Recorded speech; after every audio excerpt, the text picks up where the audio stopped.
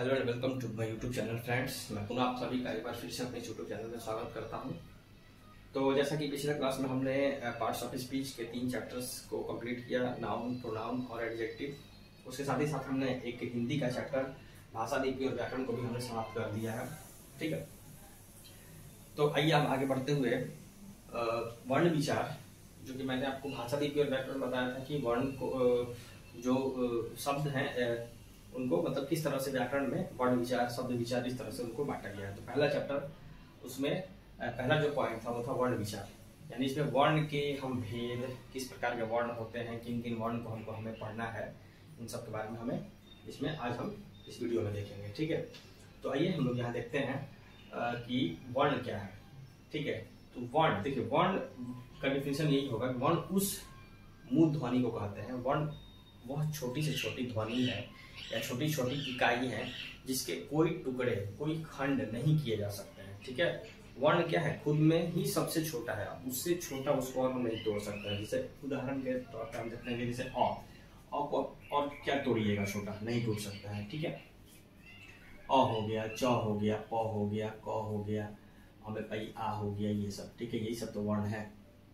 ठीक है ना, तो वर्ण का डिफिनेशन ये हुआ कि वर्ण वह छोटी से छोटी ध्वनि है, छोटी से छोटी इकाई है। ठीक है, जिसके की कोई और टुकड़े नहीं किए जा सकते, ये सबसे छोटा ये टुकड़ा है। ठीक है, अब चलिए आगे देखते हैं कि वर्ण होते कितने हैं। देखिए ग्रामर, हिंदी व्याकरण आप पढ़िएगा तो बहुत सारे बुक्स में अलग अलग चीजें भी दिए रहते हैं। ठीक है, किसी बुक में आप देखिएगा तो लिखा रहेगा कि वर्ण जो है हिंदी भाषा में 48 है, 48 है, कहीं कहीं आपको इससे बढ़कर 52 दिया रहेगा। तो उसमें भी क्या होता है ना, थोड़ा थोड़ा हमें समझना होता है क्या अंतर होता है दोनों में। देखिए मुख्यतः अगर देखा जाए तो हिंदी भाषा में 48 वर्ण ही होते हैं, जिनको हम अनेक जगहों पर जो लिखते हैं, लिखने का कार्य करते हैं, तो उसमें 48 वर्ण को ही हम लोग मुख्यतः लिखते हैं। लेकिन ऐसे और भी 2-4 जो है वर्ण बढ़ जाते हैं, मतलब देखा जाए तो 52 वर्ण होते हैं लेखन के आधार पे। लेखन के आधार पे अगर लिखना हो मतलब टोटल हो तो 52 हो जाएंगे, जिस तरह से मैंने यहाँ पे आपको लिख दिया है, सबको जोड़ के। ठीक है, तो लिखा दिया है। और कोई कोई ऐसे वर्ड है ना जिनका यूज बहुत लिमिट है, मतलब लिमिटेड है, सीमित है, कम है, तो उनको हम लोग हटा के गिनते हैं। तो हम लोग 48 ही वर्ड का ज्यादातर यूज करते हैं। ठीक है, तो दोनों ही सही है, 48 भी सही है, 52 भी सही है, गलत कोई नहीं है। सबसे पहले ये देख दिया है कि वर्ण क्या किसे कहते हैं। अब वर्ण होते कितने प्रकार के हैं? वर्ण 2 प्रकार के होते हैं। पहला स्वर वर्ण, ठीक है, दूसरा व्यंजन वर्ण। स्वर वर्ण और व्यंजन वर्ण, 2 तरह के वर्ण हमारे हिंदी भाषा में हैं। ठीक है, सबसे पहले ये देख लीजिए कि आपके सामने ये दोनों ही वर्ण मिला करके टोटल कितने हैं, 52 मैंने बताया, कहीं कहीं आपको 48 भी दिख जाएंगे, दोनों ही सही है। ठीक है, ये जो ऊपर में यहाँ पे दिख रहा है यही स्वर वर्ण है। स्वर, स्वर इंग्लिश में जिसको हम लोग भावेल बोलते हैं, भावेल, और इंग्लिश में कॉन्सोनेंट जिसको बोलते हैं वो है व्यंजन हमारा। ठीक है, आगे बढ़ेंगे तो ये सीखेंगे कि व्यंजन कैसे बनता है। ठीक है, तो ये हमारा देखिए स्वर वर्ण है, कितने हैं? 11 स्वर वर्ण जो है वो 11 होते हैं। अब इसके अलावा देखिए 2 और भी हैं जो इसी में आते हैं, अन और अ, लेकिन उनको अनुस्वार और विसर्ग कहा जाता है, जिसको अलग से भी रख दिया गया है। ठीक है, मेनली जो है वो हमारे 11 होते हैं। अ, आ, छोटी बड़ी, छोटा उ, बड़ा उ, इसको बोलते हैं री, ए, ऐ, ओ, औ। ये हमारे 11 क्या होगा? स्वर हो गए। नीचे जो है ये हमारे वर्ण हैं, व्यंजन वर्ण, जैसे इसको बोलते हैं क वर्ग। 5, इन सभी में 5-5 वर्ण होते हैं, क से लेके प, क वर्ग से लेके प वर्ग तक में। क, ख, ग, घ, अंग, च, छ, ज, झ, ञ, ट, ठ, ड, ढ, ण, त, थ, द, ध, न, प, फ, ब, भ, म। ठीक है, ये 25 हो गए आपके, 5, 10, 15, 20, 25। ठीक है, तो 25 ये जो हो गए कवर्ग से लेके पवर्ग तक, प्लस 11 ये हो गए 36 अभी तक। उसके बाद 4 जो होते हैं ये या, र, ल, व। ठीक है, और इसके अलावा और जो 4 होते हैं ये ही सब व्यंजन ही है, लेकिन इसमें भी बोला जाता है कि कौन से ऊष्म व्यंजन है, कौन से अंतस्थ व्यंजन है, ये मैं आपको भी बताऊंगा आगे। अब देखिए यहाँ पे नीचे जो है ये श, ठीक है, त्र, ज्ञ, स्र, इन सब का जो है ना यूज, मतलब हिंदी भाषा में इनसे बने हुए शब्द भी काफी सीमित है, कम है, बहुत कम है, यूज भी इनका कम होता है। तो इन्हीं चारों को हटा दिया जाता है ना, तो 52-4 यानी 48 वर्ण ज्यादातर हम लोग लेखन में यूज करते हैं। इसीलिए आपको हिंदी भाषा के बहुत सारे किताब में ग्रामर के बुक में मिल जाएगा कि हिंदी भाषा में नॉर्मली 48 वर्ण को लोग दर्शा देते हैं बुक में, ठीक है। लेकिन इन सबको हम लेके चलेंगे। ये हमारा हो गया कवर से लेके यहाँ तक, फिर यह र ल व तीनों श हो गया, तलाबी श दंती स मूर्धन्य स ह, फिर छ त्र ज्ञ और ये हो गया स्र। अब यहीं पे आप इसको देख लीजिएगा, ये चारों जो है ऊष्म व्यंजन है। इसको आप प्रैक्टिकली भी देख लीजिएगा। जब आप श स ह बोलते हैं तो आपको ऐसा प्रतीत होता होगा कि आपके मुंह से गर्म वायु या ध्वनि निकलती है, इसीलिए इसको ऊष्म, ऊष्म मतलब गर्म, ऊष्म व्यंजन बोलते हैं, ठीक है। चलिए आगे देखते हैं। तो इस तरह से, और ये हमारा अनुस्वार हो गया। जैसे अब इस पे बहुत सारे वर्ड बन सकते हैं, जैसे मंजन, ठीक है, गुंजन, इस तरह से। और विसर्ग से भी बहुत सारे, जैसे नमो, नमः, ठीक है। जिस शब्द के पीछे जैसे 2 डॉट होता है वो विसर्ग वाले शब्द होते हैं। ये अनुस्वार वाले आपके पता ही है, ऊपर में चंद्र बिंदु के आकार में होता है, ठीक है। या ऐसे भी डॉट लगा के हम लोग बोलते हैं, चंदन, ये सब चीज वर्ड है जो हमारे कौन सा है, अनुस्वार वाले। और इसमें थोड़ा सा नाक से भी हम लोग ऐसा ध्वनि निकलता है, क्योंकि इसमें न का उच्चारण आना चाहिए, ठीक है। तो ये हमारे हो गए स्वर व्यंजन, स्वर वर्ण और व्यंजन वर्ण, ठीक है। स्वर वर्ण और व्यंजन वर्ण का डिफिनेशन भी थोड़ा समझ लीजिए। स्वर वर्ण जो होता है बिना किसी वर्ण की सदस्य, यानी कि इसमें किसी दूसरे वर्ण नहीं होते हैं, लेकिन व्यंजन वर्ण जो होता है वो स्वर वर्ण की सहायता से जो वर्ण बनते हैं उन्हें व्यंजन वर्ण कहते हैं, ठीक है। इसको आप लोग पहले चार्ट को अच्छे से समझ लीजिए।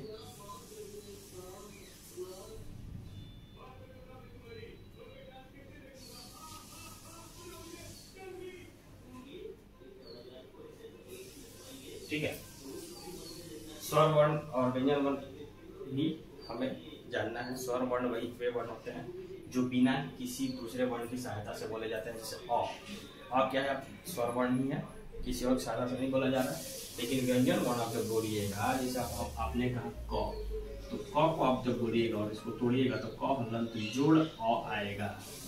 आपने कहा काका, काका आपने कहा, तो आप देखिएगा क जोड़ अ जोड़ अ जोड़ अ बराबर आ होता है, आ होता है, और क में आ जोड़े तो बना का। फिर का पीछे वाले का को तोड़िएगा तो क हलंत जोड़ अ जोड़ अ, ठीक है, काका, इस तरह से।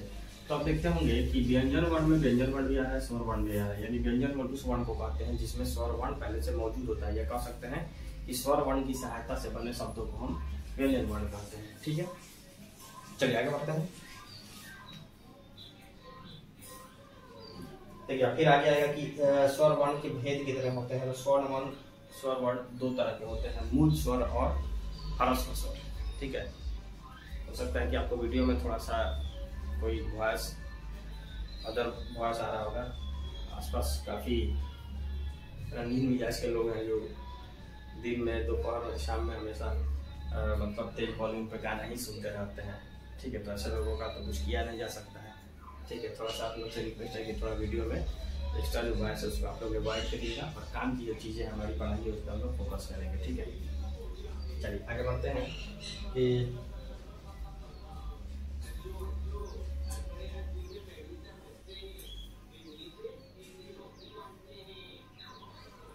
देखिए अब मैं इसको मिटा रहा हूँ।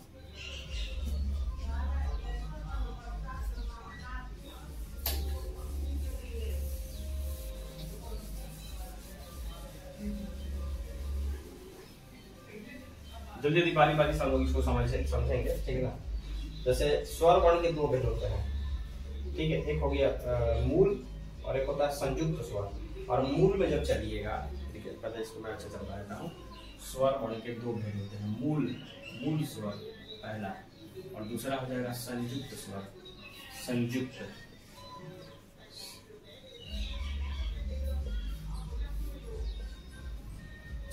स्वर।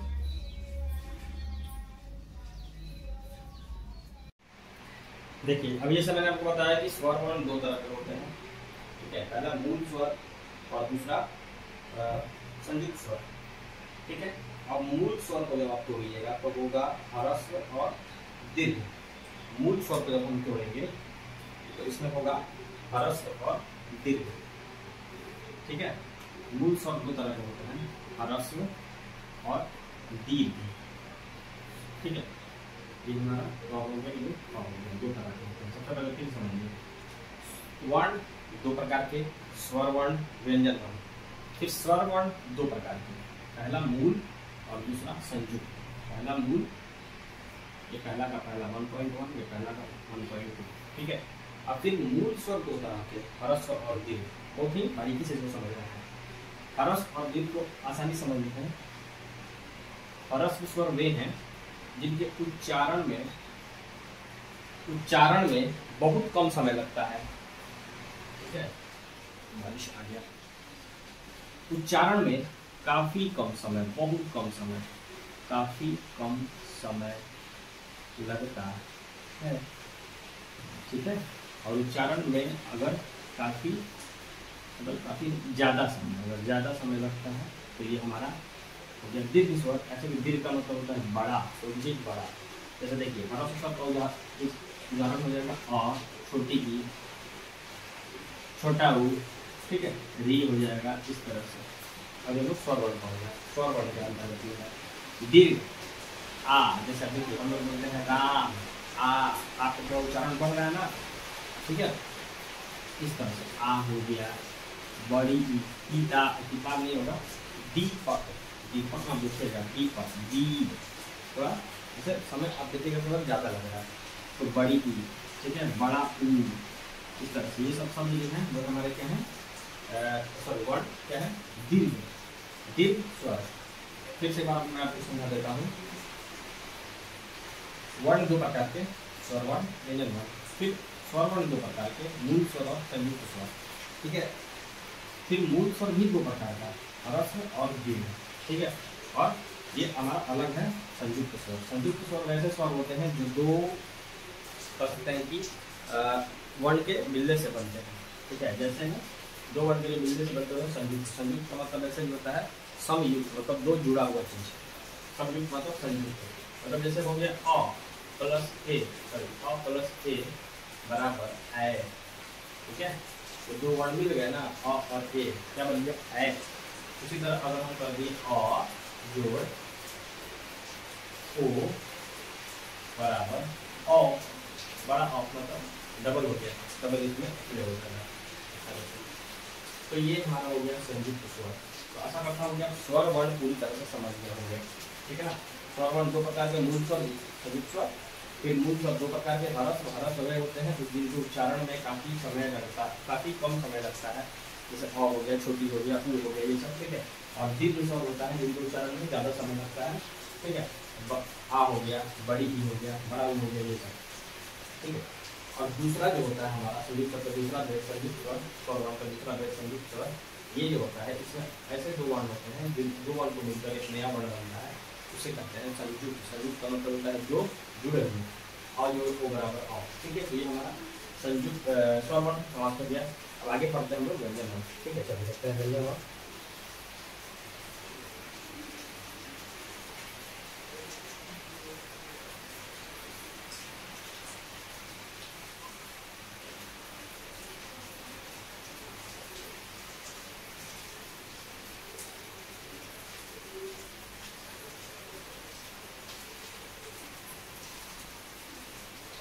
यहाँ पे व्यंजन वर्ण में आने से पहले मैं आपको थोड़ा सा एक और चीज बताता हूँ। एक होता है फ्लूट स्वर, फ्लूट स्वर।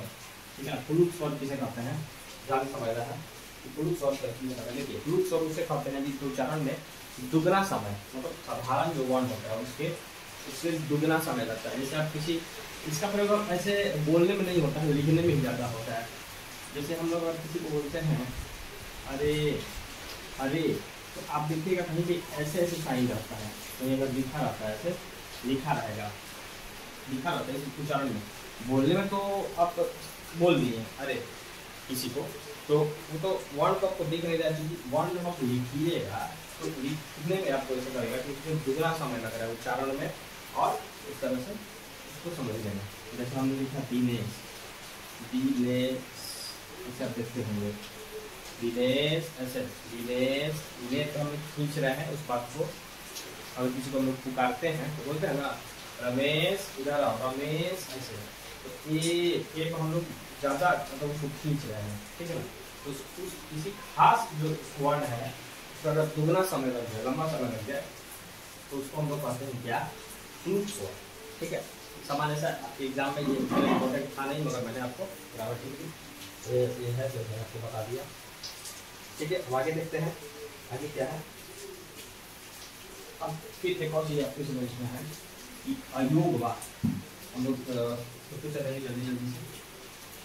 अयोग वाक्य किसे कहते हैं, देखिए अयोग वाक्य, अयोग वाक्य देखिए वर्ण में ही दो चीज आपको ऐसा मिलेगा जो मैंने यहाँ पे नीचे लिखा भी था, एक तो ऐसे अनुस्वार और एक तो ऐसे विसर्ग। ये दोनों ना ही स्वर है, ना ही स्वर है, ना ही व्यंजन है, ठीक है ना। ये दोनों ऐसे वर्ण हैं जो हमारे जरूरत के हिसाब से कहीं कहीं इसका हम लोग यूज करते हैं, ठीक है। जैसे अगर देखिए स्वर के साथ भी कर सकते हैं, जैसे मान लीजिए किसी का नाम है अगर अंजना, स्वर के साथ लिखिए, किसी का नाम है कंचन,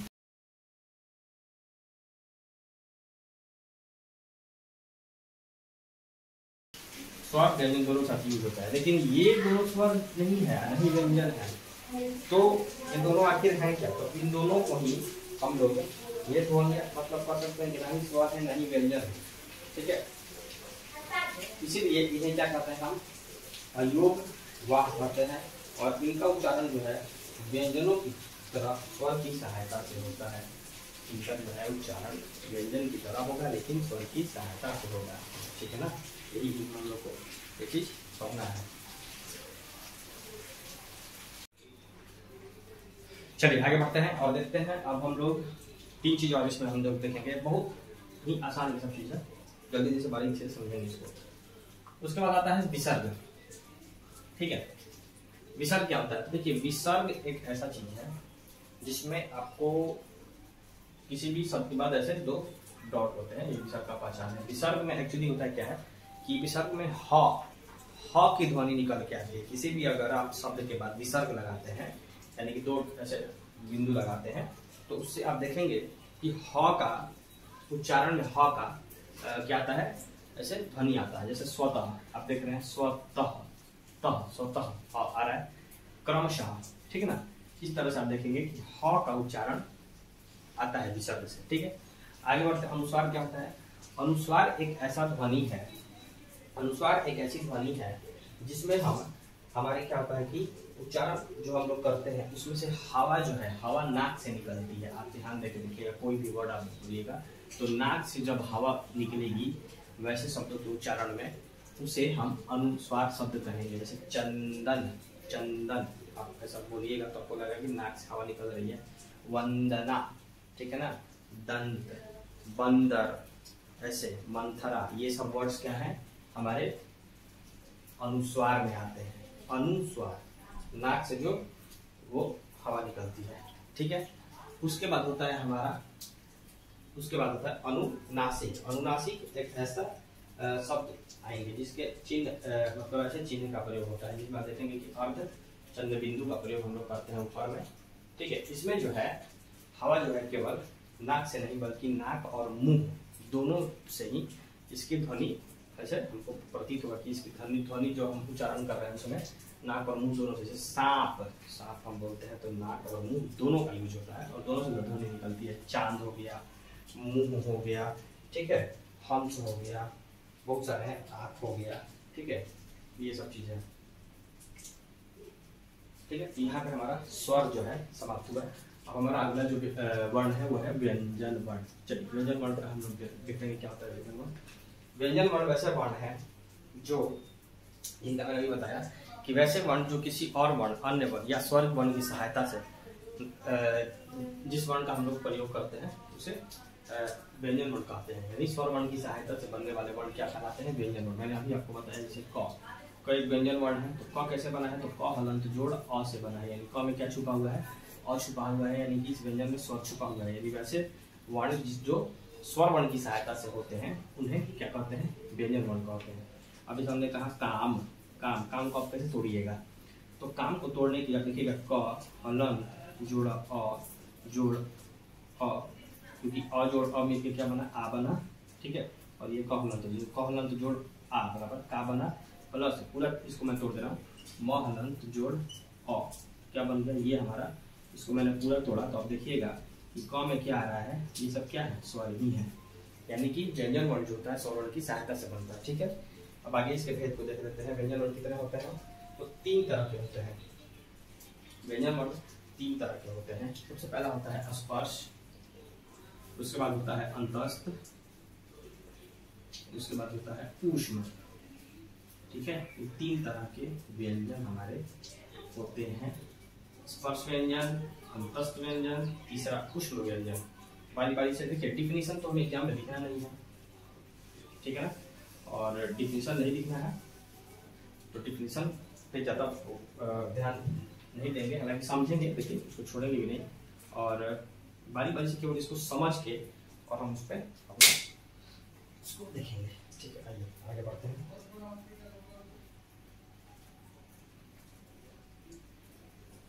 देखिए, अभी मैंने एक पूरा सभी वर्णों को मैंने लिखा था, कौन से कौन वर्ण क्या है, उसको मैंने मिटा दिया। फिर से अब यहाँ देख लीजिए। देखिए, स्पर्श व्यंजन में है जिसमें मुख के अंदर की जो हमारे पार्ट्स हैं, चूंकि वो दिखते नहीं है, मुख के अंदर है, जैसे जीभ हो गया, कंठ हो गया, तालु हो गया, दंत हो गया मतलब दांत, ये सभी से बहुत सारे जो हम लोग वर्ण बोलते हैं, तो इसमें हमारे मुख के अंदर कोई ना कोई पार्ट एक दूसरे से टच करता है, यानी स्पर्श करता है, एक दूसरे को छूता है।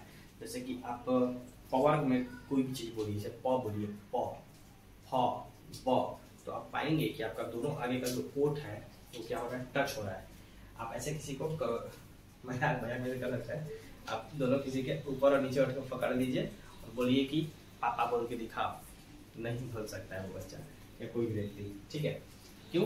क्योंकि इसमें हमारे दोनों ऊपर नीचे के होठ जो हो रहा है ना, स्पर्श हो रहा है, एक दूसरे को छू रहा है, उसी को कहते हैं स्पर्श व्यंजन। ठीक है, तो अभी जो आपने पढ़ा था उसमें आपने देखा कि कवर्ग है, कवर्ग पूरा, कवर्ग मतलब 5 आ गया, क ख ग घ आ गया, उसके बाद चवर्ग आ गया, 5 हो गया, कवर्ग, चवर्ग, टवर्ग, तवर्ग और पवर्ग, 5 पंजे 25, 5 5 5 5 और ये 5, ये 25 जो है स्पर्श व्यंजन है। आप बोलिए क, आप जब बोलते हो तो आपको लग रहा होगा कि आपका कंठ और जीभ से थोड़ा टच हो रहा है, क।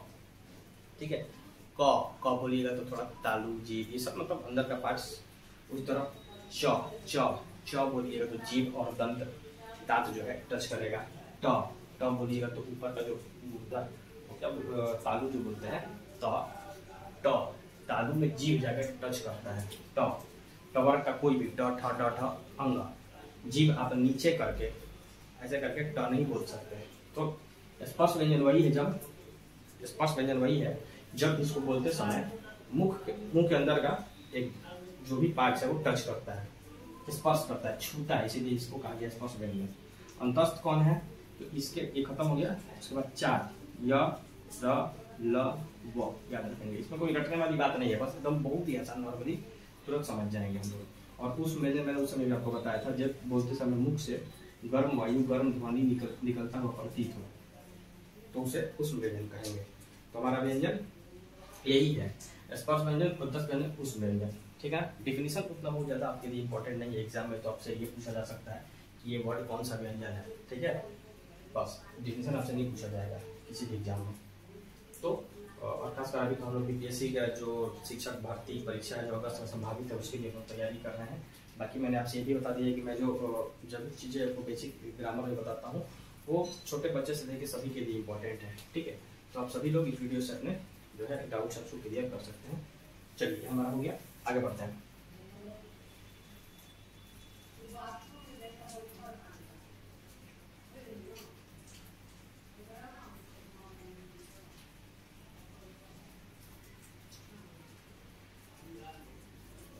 ठीक है, अब हम लोग थोड़ा वर्णों की मात्राएं देख लेते हैं। वर्णों की मात्राएं कितने हैं, जैसे आप शॉर्ट वर्ण में तो आप जानते ही होंगे इसको, लेकिन मैं यहाँ पे लिख देता हूँ वर्णों की मात्राएं कितनी हैं।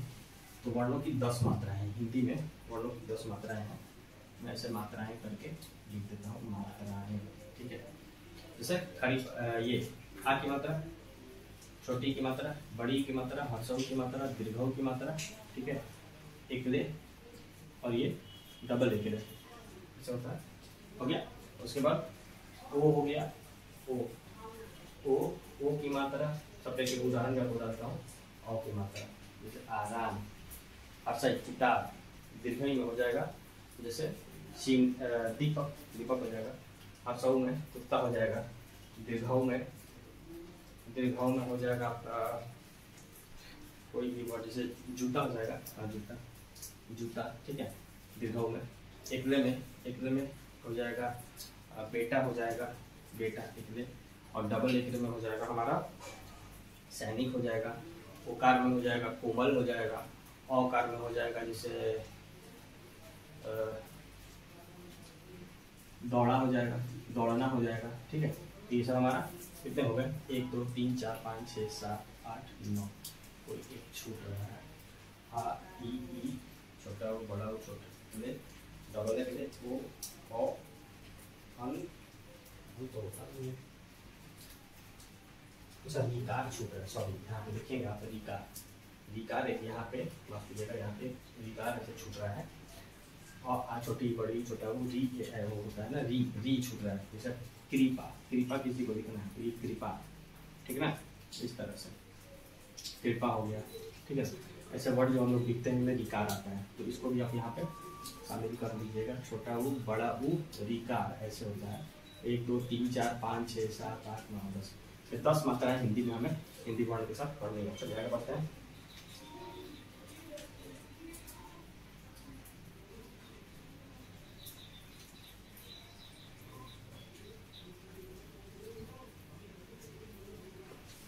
देखिए अभी पीछे हमने जिक्र किया है कि संयुक्त अक्षर क्या होते हैं। संयुक्त अक्षर का मतलब होता है जो अक्षर संयुक्त हो गए, एक दूसरे के साथ जुड़ के, मतलब दो अक्षर, दो वर्ण एक दूसरे के साथ जुड़ के जब एक नए वर्ण बनाते हैं तो उन्हें हम लोग कहते हैं संयुक्ताक्षर। मतलब जो संयुक्त हो गए, जो प्लस हो गए, जो जुड़ के एक नया वर्ण बना दिए। संयुक्त मतलब है प्लस करना। तो 4 ऐसे वर्ण हैं जो संयुक्त अक्षर में आते हैं। श, त्र, ज्ञ और स्र। श, त्र, ज्ञ और स्र, ये 4 ऐसे वर्ण हैं जो हिंदी में क्या है, हिंदी व्याकरण में संयुक्त अक्षर कहलाते हैं। संयुक्त अक्षर का मतलब होता है कि 2 या 2 से अधिक व्यंजन का जो मिश्रण होता है और दोनों के बीच कोई स्वर नहीं आएगा, स्वर नहीं आता है, उसे कहते हैं हम लोग, ठीक है। और भी ऐसे बहुत सारे हैं, जैसे हमारा उत्पन्न एक वर्ड हो गया।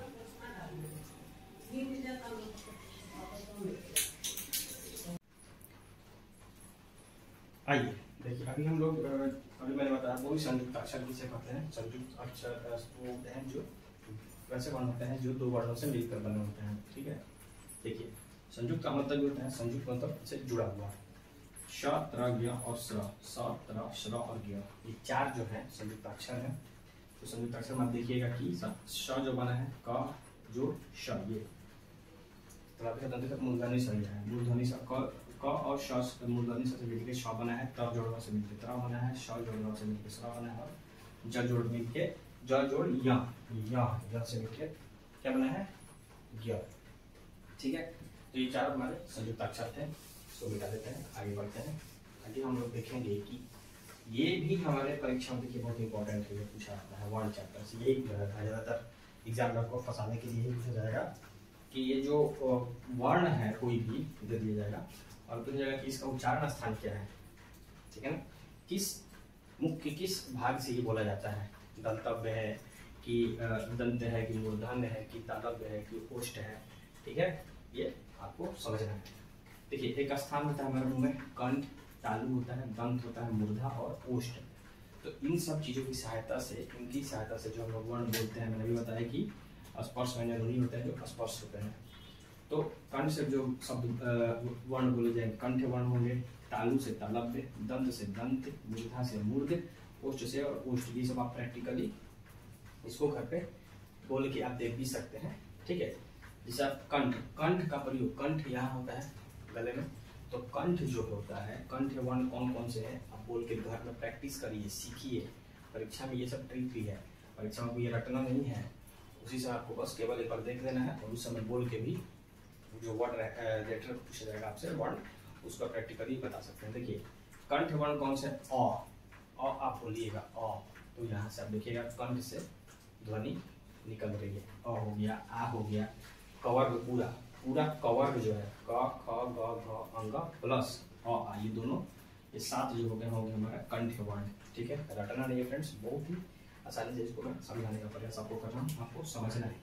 ठीक है, इसमें आप देखिएगा कि स्वर और व्यंजन दोनों मिक्स हैं। स्वर आ स्वर है, छोटी बड़ी है, देख रहे हैं, ये स्वर है, फिर साथ में व्यंजन भी है, 5 व्यंजन है, इसमें कुछ व्यंजन है, स्वर और व्यंजन सभी इसमें अंतस्थ व्यंजन सब मिले हुए हैं, इसी में आपस में मिक्स है। केवल आपको उच्चारण स्थान समझना है। और ये टेबल आप एग्जाम में इसको एग्जाम के दृष्टिकोण से तो पूरा अच्छे से पढ़ लीजिए, यही आपके एग्जाम में पूछा जाएगा। ठीक है ना, बहुत देखने में तो आसान है लेकिन थोड़ा कॉम्प्लिकेटेड भी है। चलिए, तालु तालु तालब व्यवर्ण में ई आप बोलते हैं, ई आप प्रैक्टिस करिए, बोलिए। छोटी बड़ी है, पूरा चौवर्ग आ गया, च छ ज झ ई प्लस में 2 और आ गए, य और ये श आ गए, तालब शब्द। ठीक है, तो अब देखिएगा कि इतने सारे वर्ण जो हैं किससे बोले जाते हैं, हमारे तालु से, तालब व्यवर्ण है ये।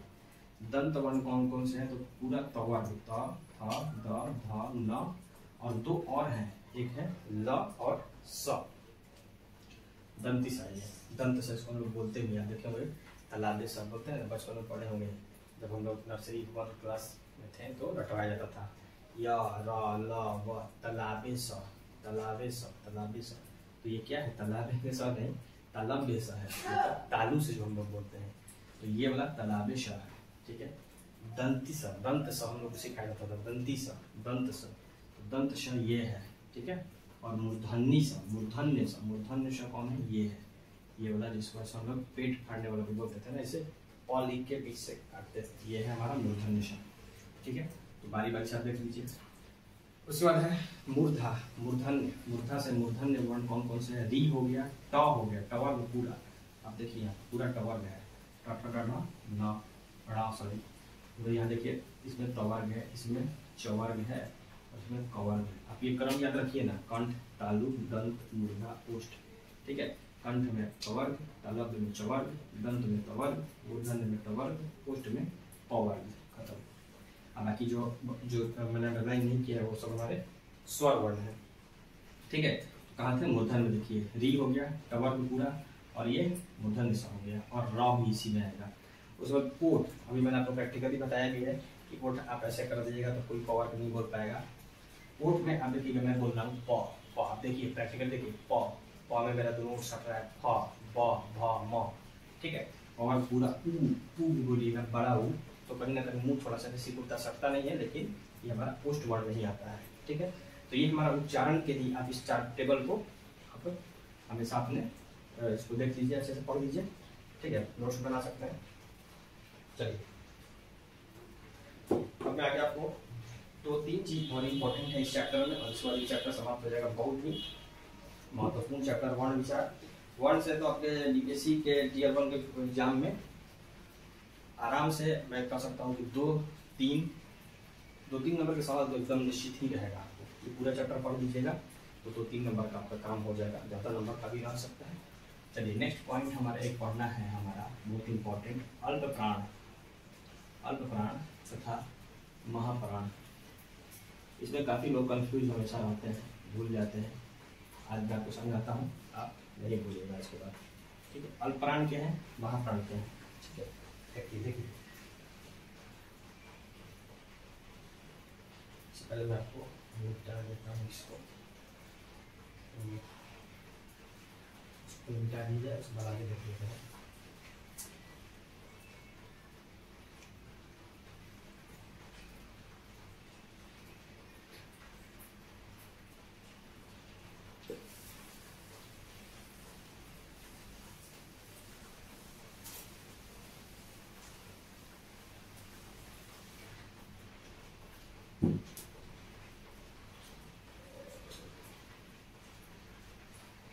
देखिए, अल्प माने होता है, ध्यान दीजिएगा, अल्प माने होता है कम, थोड़ा, अल्प माने होता है ना कम या थोड़ा। ठीक है, तो देखिए सिंपल समझ, जिन वर्णों के उच्चारण में, जिन वर्णों के उच्चारण में, जो भी वर्ण हम उच्चारण करते हैं, बोलते हैं, उनके उच्चारण में, जिन वर्णों के उच्चारण में हकार, ह है ना, हकार, हकार की ध्वनि कम, हकार की ध्वनि जो है कम निकलती है, या कह सकते हैं कि कम बोलते समय, कम मुंह से बोलते समय कम वायु प्रवाह होता है, बोलते समय मुंह से कम वायु प्रवाह। सफाई करेंगे।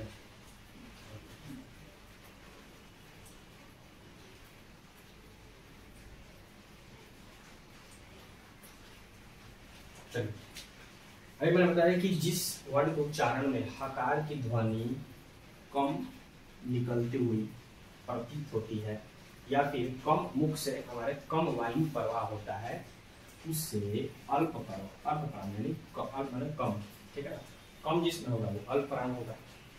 तथा जिस वर्ण के उच्चारण में ज्यादा हकार की ध्वनि कह सकते हैं, हकार की ध्वनि ज्यादा निकलती हुई मालूम पड़े, या फिर कह सकते हैं कि ज्यादा वायु प्रवाह होता है, बोलते समय ज्यादा वायु प्रवाह होता है, उसे हम लोग क्या कहेंगे, अल्प प्राण तथा महाप्राण कहते हैं। ठीक है, अब एग्जाम में कैसे प्रश्न आएंगे, कोई लेटर दे दिया जाएगा, कोई वर्ण देकर पूछा जाएगा कि अल्प प्राण है कि महाप्राण है, ठीक है ना, ठीक है। तो इस तरह से या निम्नलिखित वर्णों में अल्प प्राण है, और 4 आपको ऑप्शन दे दिया जाएगा, ठीक है ना। तो आपको बताना होगा कि अल्प प्राण कौन है, और उसमें से 3 जो होगा गलत होगा कोई, ठीक है। तो इस तरह से हम लोग समझ लेते हैं कौन कौन से अल्प प्राण होते हैं। देखिए, प्रत्येक जो वर्ग मैंने आपको बताया, कवर्ग बताया, कवर्ग, चवर्ग, टवर्ग, तवर्ग, पवर्ग, और एक होगा लवर्ग वाला वर्ग, ठीक है।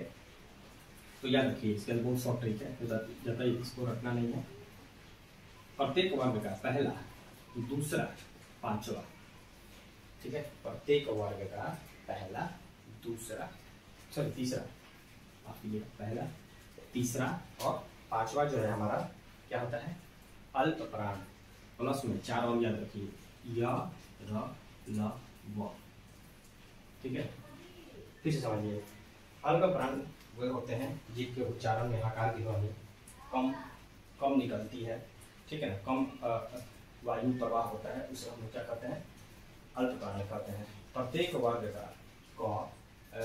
का पहला, तीसरा, पांचवा, यानी कवर्ग का अगर हम बात करें तो क, ख छोड़ के ग, घ छोड़ के अंग, ठीक है।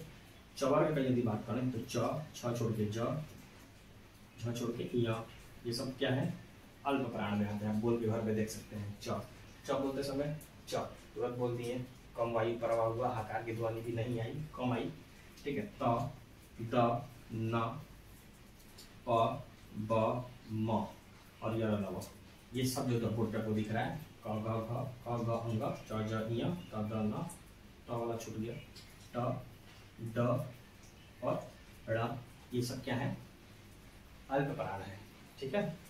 और अब आते हैं महाप्राण में। तो अल्प प्राण आप समझ गए, महाप्राण क्या होता है। महाप्राण में मैंने बताया कि वैसे वर्ण उच्चारण जिनमें हकार की ध्वनि ज्यादा सुनाई पड़ेगा, ठीक है ना, उसे महाप्राण कहेंगे। और कौन कौन से हैं वैसे वर्ण जो महाप्राण कहलाते हैं, तो जो बच गया वो यानी कि हमारा प्रत्येक वर्ग का दूसरा और चौथा प्लस में तीनों स और ह क्या है, हमारे महाप्राण हैं, ठीक है।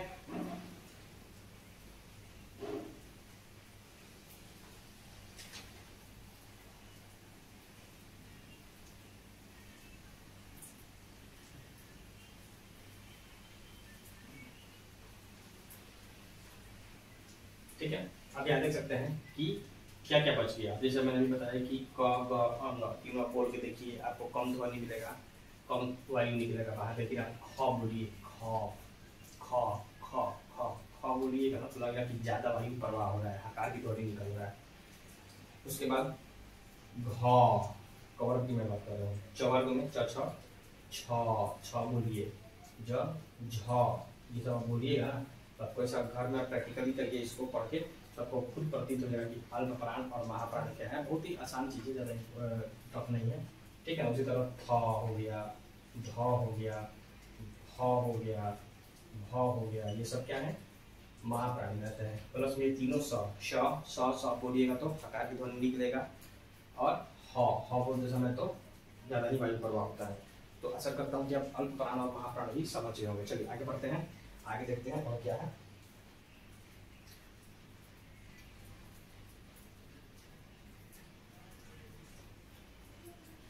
देखिए अब यहाँ पे थोड़ा सा एक चीज मैं आपको ऐसे ही बता देता हूँ। एक होता है घोष और अघोष वर्ण। घोष और अघोष, मैं जब तक भी डालता हूँ उस बार आपको समझा देता हूँ।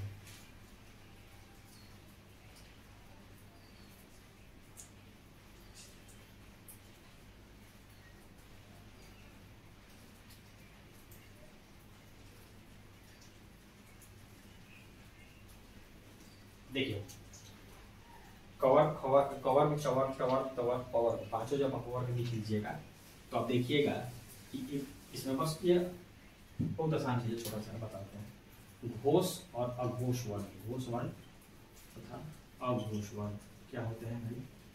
तो वैसे वर्ण जिनको बोलते समय स्वर की जो ध्वनियां हैं लगता है कि आपस में टकरा रहे या लगता है झंकृत होता है, तो वे कौन से ये होते हैं? जो हमारा घोष वर्ण कहलाते हैं। तो प्रत्येक वर्ग का तीसरा चौथा पांचवा वर्ण जो होता है वो घोष वर्ण होगा। प्लस में य र ल और व होता है, ठीक है। यानी फिर से एक बार समझ लीजिए, घोष वर्ण वे कहलाते हैं जो जिनके उच्चारण में स्वर ग्रंथियां आपस में टकराती हुई या झंकार एक तरह से उत्पन्न करती है, जैसे ग ग घ ये सब, ठीक ना।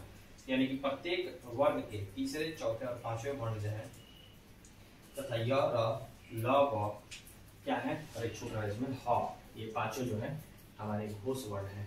बाकी जो बच गए यानी कि अघोष वर्ण वे वैसे वर्ण होते हैं जिनके उच्चारण में स्वर ध्वनि आपस में टकराती हुई महसूस नहीं होती है, कोई झंकार या झंकृति उत्पन्न नहीं करती हैं, वे अघोष वर्ण कहलाते हैं। तो प्रत्येक वर्ग के पहला तथा दूसरा एवं तीनों जो श है ये हमारे क्या है, अघोष वर्ण है। प्रत्येक वर्ग का पहला दूसरा तथा तीनों स जो है हमारे क्या कहलाते हैं, अघोष वर्ण, ठीक है। ये भी बहुत एक छोटा सा टॉपिक था लेकिन आपके परीक्षा के दृष्टिकोण से इम्पोर्टेंट हो सकता है, सो मैंने आपको बता दिया, ठीक है। चलिए तो दोस्तों आज हमने यहाँ पे क्या खत्म किया, इस चैप्टर को हमने वर्ण विचार, पूरे वर्ण को, पूरा वर्ण जो हमारा है ये इसमें हमारा कंप्लीट हो गया इस वीडियो के माध्यम से, ठीक है। तो नेक्स्ट क्लास में हम लोग कोशिश करेंगे कि अब कोई इसके आगे एक और किसी नए टॉपिक के साथ पुनः आपके सामने मैं नया वीडियो प्रस्तुत करूंगा, ठीक है। और आशा करता हूँ कि आप ये चैप्टर अच्छे से समझ गए होंगे, ठीक है। और यदि आपको पढ़ाई अच्छी लग रही है तो आप चैनल को सब्सक्राइब अवश्य करिए, लाइक करिए, कमेंट करिए। यदि आपको कोई चीज़ डाउट है इस पूरे चैप्टर में, पूरे वीडियो में कोई चीज़ आपको यदि समझ में नहीं आया तो आप कमेंट में माध्यम से आप कमेंट से पूछ सकते हैं, ठीक है। और चैनल को सब्सक्राइब करिए ताकि मैं आप और भी अच्छा कंटेंट आपके सामने लेके आऊँ, ठीक है फ्रेंड्स। तो मिलते हैं नेक्स्ट वीडियो में, तब तक के लिए